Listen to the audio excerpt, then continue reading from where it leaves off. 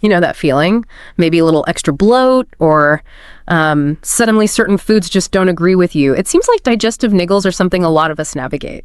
They really are. And a term that often comes up when we talk about these kinds of issues is leaky gut or increased intestinal permeability. It's basically the idea that the normally tight connections in the wall of your intestines can loosen up. Right. And the thinking goes, if those connections aren't so tight, bigger things than just digested nutrients might squeeze through, like bacteria, maybe toxins, even bits of undigested food, potentially getting into your bloodstream. That's the concept, yes. Now, you're someone who likes to get to the heart of things, quickly and thoroughly. So you've probably heard this term leaky gut and are thinking, okay, what does this really mean? Exactly. So for this deep dive, you've brought some interesting sources. Articles from Eating Well and Healthline looking at the diet side of things, and also perspective from the Cleveland Clinic, which gives more of a medical overview. That's right. And our mission here is really to pull out the most important insights from these different perspectives to give everyone a clearer picture of what this whole leaky gut topic is actually about. Okay, let's jump in then. What is this leaky gut we keep hearing about?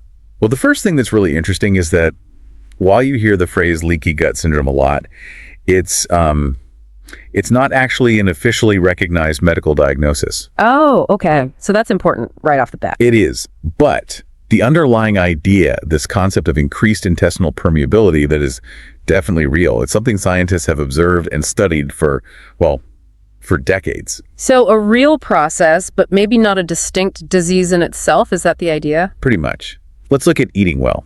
They quote Dr. Menka Gupta, who defines it like this. Leaky gut is a condition where the lining of the digestive tract becomes damaged. Okay. This allows undigested food particles, harmful bacteria and toxins to leak into the bloodstream. This can trigger inflammation and cause health issues.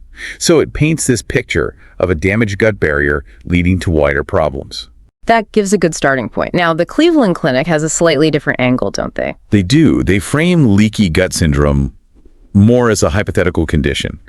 It's based on this known thing, increased intestinal permeability, which, like we said, happens in certain GI conditions. Yeah. Their main point is, while we know the gut can become more permeable, it's not totally clear if this permeability is a disease itself or if it's usually a result of other problems. So chicken or egg, almost. Is the leaky gut the main problem or just a sign something else is wrong? That's a great way to put it. And Dr. Spriya Rao mentioned in Eating Well as that leaky gut is getting more recognition, in both conventional and alternative medicine. Some research even suggests it might affect a surprisingly large number of people. How many are we talking? Possibly up to 30% worldwide, according to some studies mentioned. Wow, 30%. Okay, so even if it's not a formal diagnosis, it sounds like something related might be quite common. What sort of symptoms are linked to it? Well, the sources list quite a range. Eating Well points to digestive upset first. Gas, bloating, diarrhea, maybe symptoms that feel like IBS. Mm-hmm. But they also mention less obvious things like brain fog, maybe developing new food sensitivities, or even skin problems like eczema or acne. Those are pretty varied symptoms. What does the Cleveland Clinic say about linking those directly to permeability? That's a good question. They add a note of caution, saying many common gut symptoms might not be directly caused by the permeability itself. Okay. Instead, the symptoms might be coming from whatever underlying condition is actually causing the damage to the gut lining in the first place. Mm-hmm. So bloating doesn't automatically equal leaky gut as the root cause. That makes sense. Sort of like a fever isn't the disease, it's a sign of it. Exactly. And connecting this further, both Cleveland Clinic and Healthline name specific diseases where increased permeability is a known factor. Things like inflammatory bowel disease, Crohn's, ulcerative colitis, and celiac disease. Right, we hear about those. But in those cases, it's generally seen as a symptom or consequence of the inflammation already happening in the gut, not the thing that started it all. Okay, so it's part of the picture in those diseases, but not the starting point. Precisely. Now, there's also quite a bit of speculation, and our sources touch on this, about links to other conditions. The idea is if toxins leak from the gut, they might cause inflammation elsewhere. What kind of conditions? Things like metabolic disorders, obesity, type 2 diabetes, even arthritis, chronic fatigue syndrome, asthma, fibromyalgia. They get mentioned in these discussions. That's a really broad list. Is there solid proof for those connections? That's the crucial question. While we know inflammation plays a role in many of those conditions, the evidence directly proving that increased gut permeability causes these specific diseases is, well, it's still quite limited. So more association than proving causation at this point. Mostly, yes. Researchers do see byproducts from gut bacteria in the blood of people with certain gut or liver issues where permeability is high. But whether that leakage drives the disease or is just another factor isn't fully pinned down. Got it.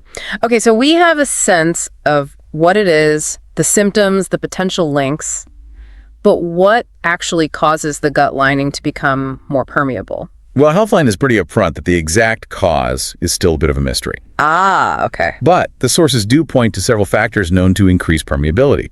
Chronic inflammation, like in IBD and celiac disease, is a big one, as the Cleveland Clinic notes. Right, that fits with what we just discussed. What else? Other things that directly injure the gut lining. Cleveland Clinic mentions conditions like HIV/AIDS or treatments like chemotherapy and radiation. So serious medical situations. Yes. But also more common things like chronic overuse of alcohol or NSAIDs. Those are painkillers like ibuprofen. Oh, okay, so regular heavy use of those could be a factor. Potentially, yes. And food allergies, if they trigger an immune response in the gut lining, could also contribute for some people. So things that irritate or inflame the gut. Makes sense. Exactly. Healthline adds a few more layers too. They mention higher levels of certain inflammatory signals in the body. Things called TNF and IL-13 seem linked to increased permeability. Okay. Long-term NSAID use comes up again there. And crucially, the gut microbiome.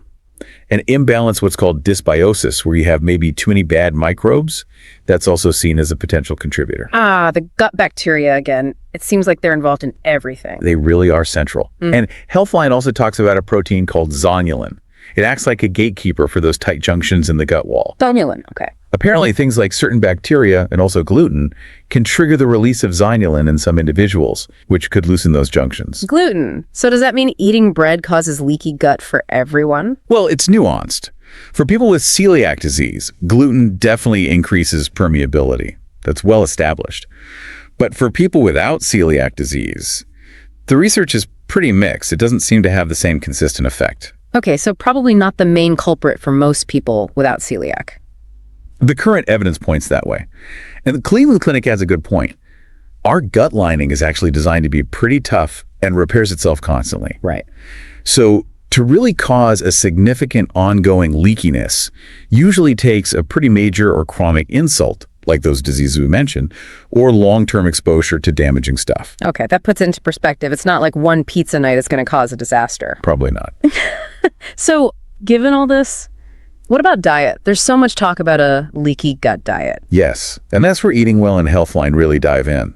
Even though leaky gut syndrome isn't a formal diagnosis with a standard treatment, the dietary advice generally focuses on improving overall gut health, especially supporting those beneficial gut microbes. Okay, so promoting a healthy gut environment overall. What kind of foods does Eating Well say are the best for this? They spotlight 5 main categories. Right. First up is bone broth. Ah, yes. Very They popular. mention it's rich in collagen, vitamins, minerals, easy to digest, and importantly, amino acids in it, like L-glutamine and arginine, might help provide the building blocks for repairing the gut lining.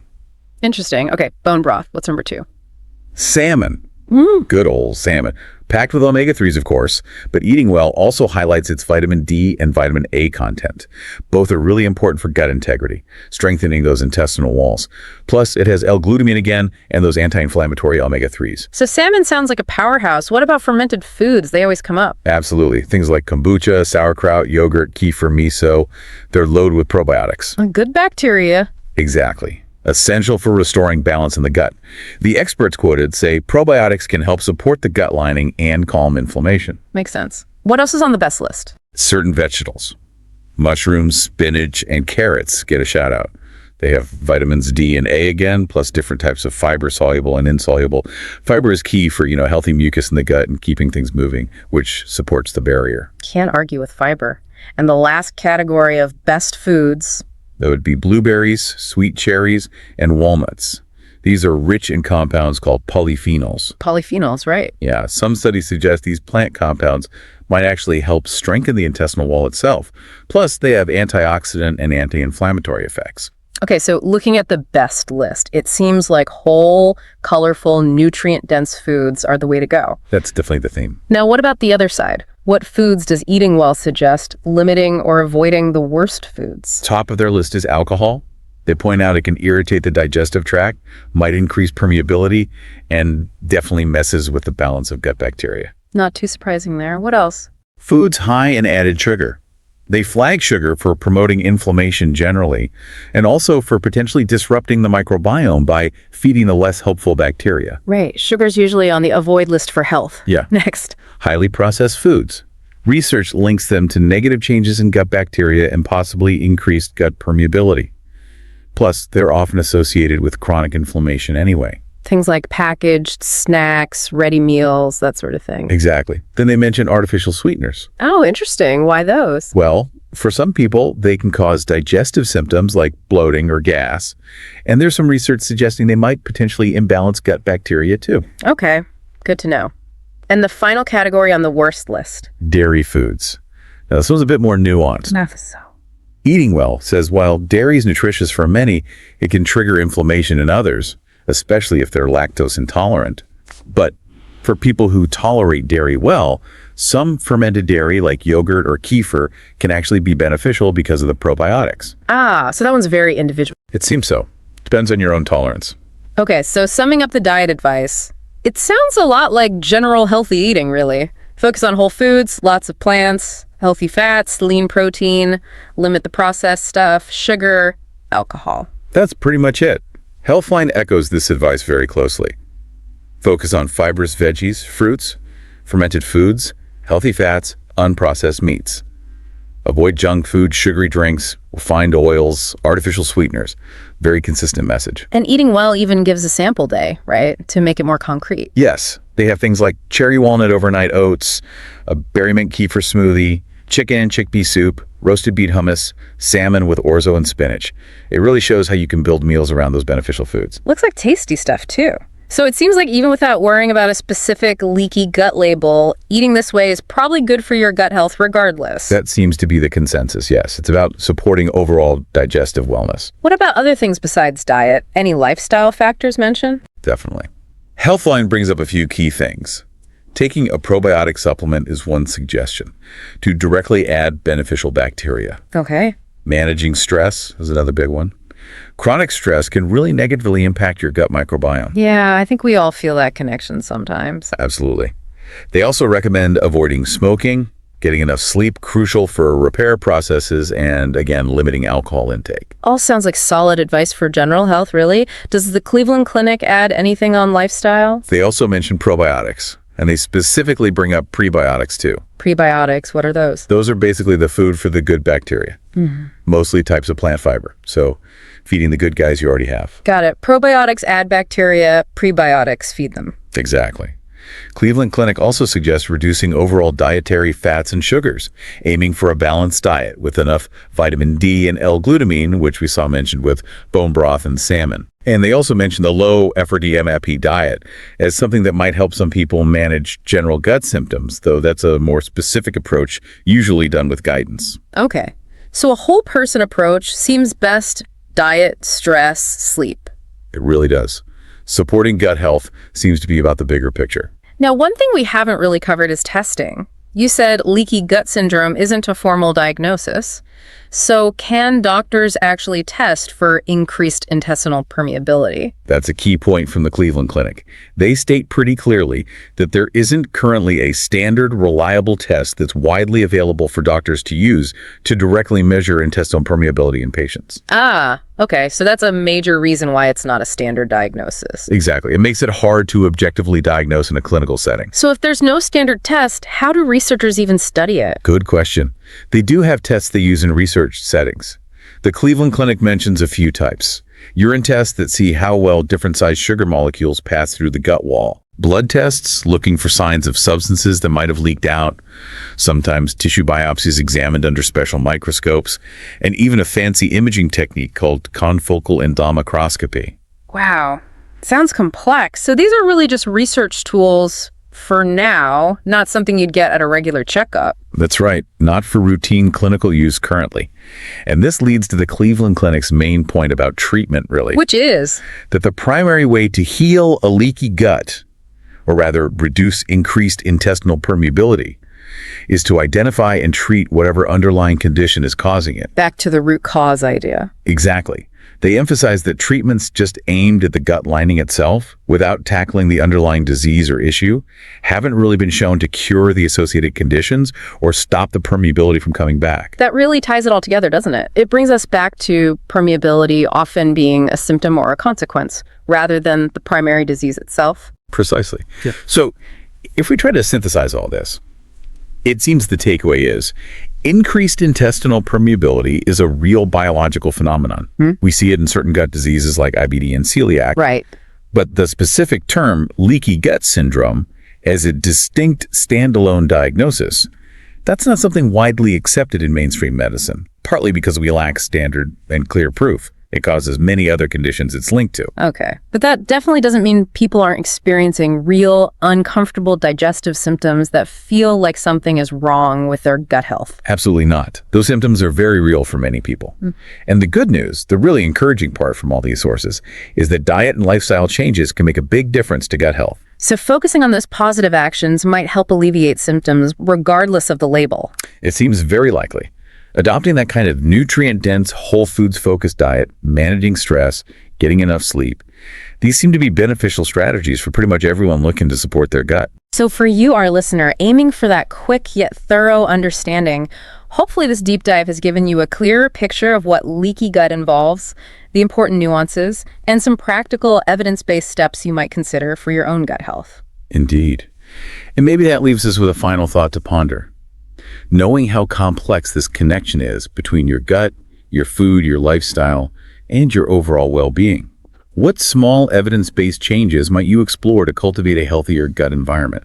Even without needing a formal leaky gut diagnosis, maybe looking closer at some of those beneficial foods or lifestyle habits we discussed could be a really positive step on your own health journey.